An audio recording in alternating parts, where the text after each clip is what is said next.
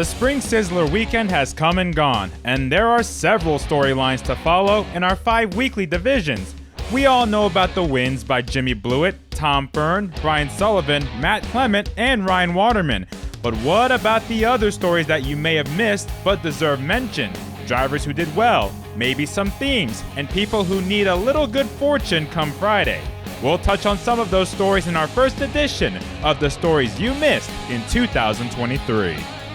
We start with the SK Modifieds, where Mikey Flynn started the season opener in 14th, but worked his way to a 5th place finish. The Ballyhaggy Farm 24 has been trending in the right direction since the second half of last season.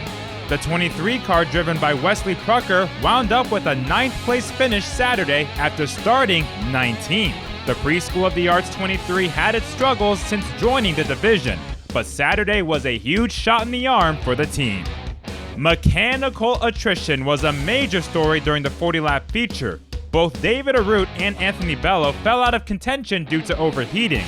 Noah Corner was running top 10 when he suffered motor problems. Marcello Refrano was making his way forward when he suffered engine issues. Mike Christopher Jr. ran runner-up for most of the race when his car shut off, and Jonathan Pulio's top 10 run was hampered by a broken steering rack.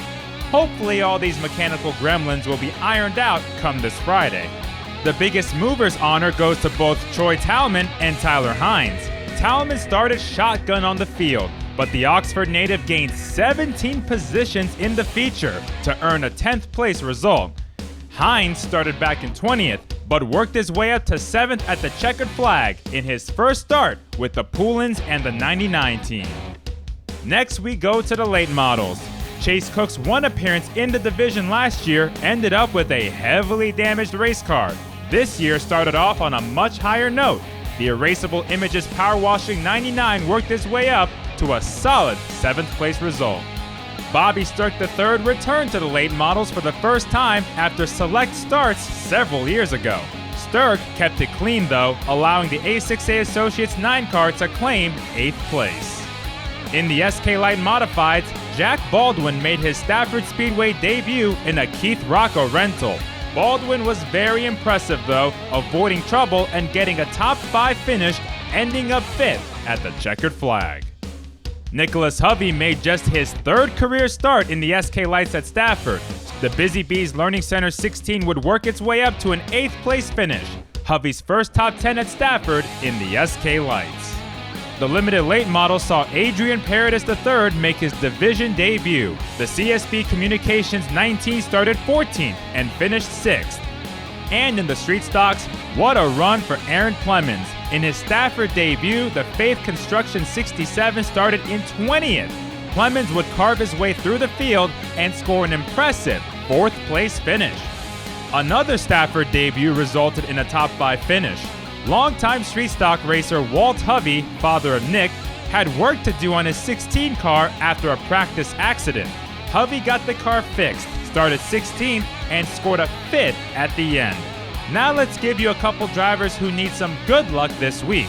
It's no secret that Marcello Refrano came into 23 as a huge title favorite in the SKs, but this year's Sizzler weekend was a rough one for the Wheelers Automotive 88 team. Refrano had an engine problem during his heat race, worked hard to swap motors in time for the feature, only to have more motor issues in the feature, resulting in a 26th place finish.